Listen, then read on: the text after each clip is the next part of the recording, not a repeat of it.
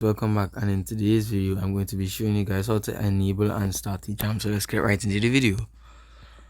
On the top left hand of your screen you'll see your icon, or wherever I have your icon as. You click on that, you go in settings and privacy, look for privacy and socials, click on that and scroll all the way down, and you'll see social features, and you'll see jam, and then you'll press learn how.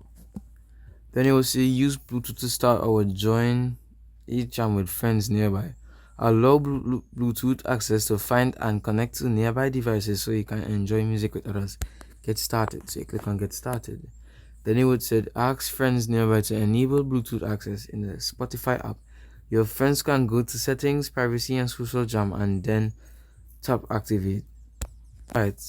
Now it says start playing a song. It's that easy, friends. Nearby with Bluetooth access enable will be invited to your jam. And there now you have it. Once your other friends are close enough and they do these steps I showed you all, then you will be able to start a jam with a friend. So that's it.